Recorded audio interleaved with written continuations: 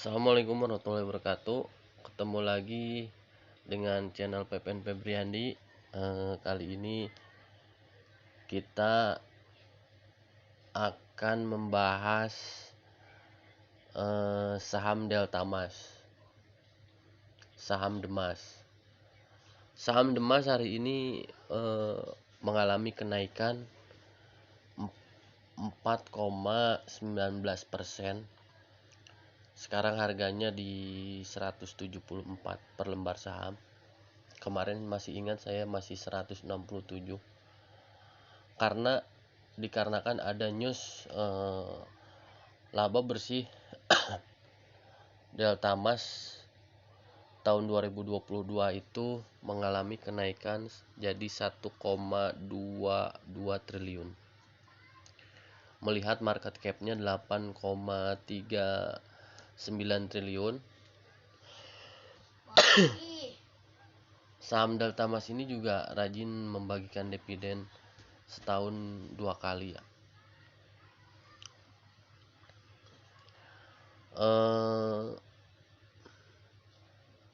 Alasan kenapa banyak investor masuk ke saham Deltamas adalah ya, Deltamas ini rajin membagikan dividen 1 tahun 2 kali, seringnya 1 tahun 2 kali ya. Juga sebenarnya di sektor properti ini sangat bagus untuk kita hold ya, karena properti itu kan cenderung harganya naik, apalagi melihat land bank Deltamas. Kita bisa lihat ini land banknya. Jadi ini Pura Delta Lestari kembangkan kawasan industri khusus data center seluas 2.200 hektar. Di sini ada land bank. Nah, ini land bank Deltamas itu ada 1.136 hektar lagi. Tapi belum ada news emang Deltamas ini menambah land banknya ya. Tapi nah ini total land banknya 1.136 hektar, cukup untuk pengembangan 15-20 tahun ke depan. Kawasan industrinya ada 598 hektar, komersil 472 hektar, lahan hunian 175 hektar.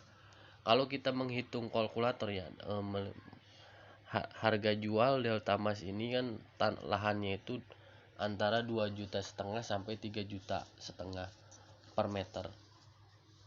Dan kalau kita ratain 3 juta, kita coba estimasi ya, 3 juta kita masuk ke kalkulator. Tadi ada 1.136 hektar kali 3 juta. 1.300 kali 10.000 dulu ya.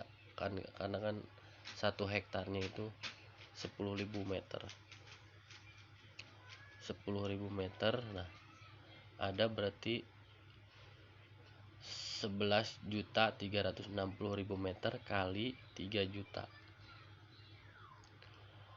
Nah, di sini kita bisa lihat nilainya masih 34 triliun kalau misalkan tanahnya dijual untuk sekarang gitu. Otomatis kan tanahnya itu kan nggak dijual langsung. Tahun kemarin itu Deltamas laku sekitar 40-50 hektar kalau nggak salah. Dan berarti kan kalau misalkan rata-rata 50 hektar, 10 tahun cuma 500 hektar. Dan emang secara prediksi emang cukup untuk 20 tahun ke depan untuk land bank sekarang. Tapi kan namanya perusahaan korporasi kan dia terus menambah land bank, menambah untuk mengembangkan industri, terus mengembangkan hunian rental, hotel. Jadi ada pemasukan dari passive income. Di sini 34 triliun ya kalau tanahnya dikali harga jual sekarang, dan kapitalisasinya masih 8 triliun. Dan sekarang ada laba di 1,2 triliun ya. Dan ini sangat menguntungkan menurut saya untuk hold saham Demas ini, karena harga dari market cap-nya itu adalah harga tanah pembelian dulu, bukan harga jualnya. Jadi mengapa investor-investor senior seperti Teguh Hidayat itu dia mengungkapkan bahwa perusahaan-perusahaan properti itu market cap-nya itu, jadi ketika harga jualnya itu jadi gimana ya, harga tanahnya melambung dengan harga sekarang, sedangkan market cap-nya itu harga tanah pembelian dia dulu. Jadi otomatis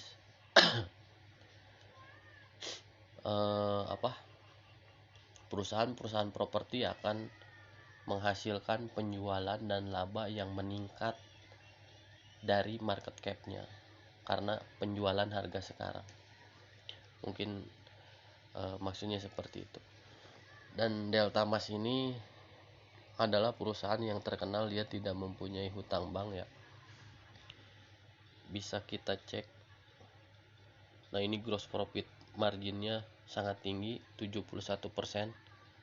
Gross profit margin itu adalah keuntungan dari penjualan tanahnya. Return equity-nya 21%. Kita bisa cek hutangnya di Stockbit.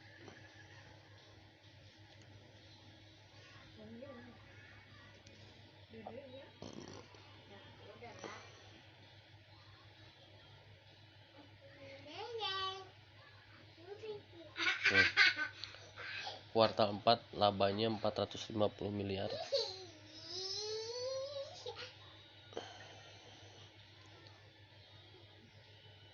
Quick ratio-nya 1,4. Nah, kita bisa lihat di sini long term, short term debt sama long term debt-nya, hutang jangka pendek jangka panjangnya kosong. Dan cash tahun ini dia memegang 763 miliar.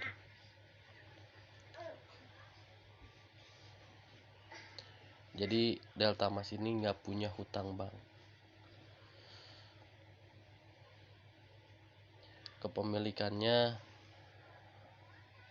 ini termasuk dari grup Sinarmas, grup Sinarmas Land ya, dan bekerja sama dengan Sojit Corporation. Dan saham yang beredar di publiknya 17,7%.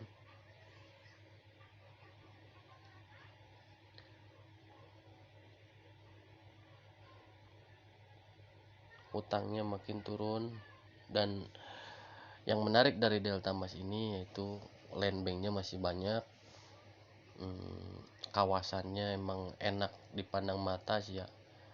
Jadi terus juga dia udah beralih ke green energy. Untuk operasional di Delta Mas sendiri itu udah menggunakan motor. Kemarin saya dengar adalah menggunakan motor listrik dan mobil listrik, kemungkinan sama mobil juga.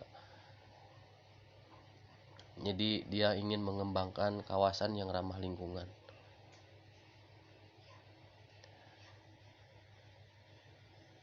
Oke, sekian dulu untuk prospek saham Delta Mas ini. Jangan lupa disclaimer on. Jika ingin investasi,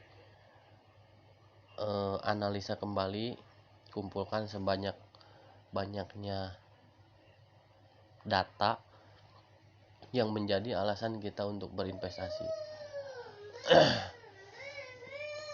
Kalau saya selalu menyarankan, selain kita ada saham yang di hold, adalah kita juga melakukan trading harian untuk memanfaatkan fluktuasi pasar ya.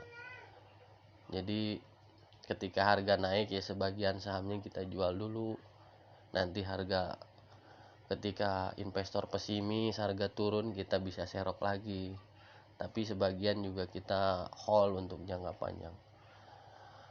Oke, sekian dulu penjelasan tentang prospek saham Delta Mas kali ini.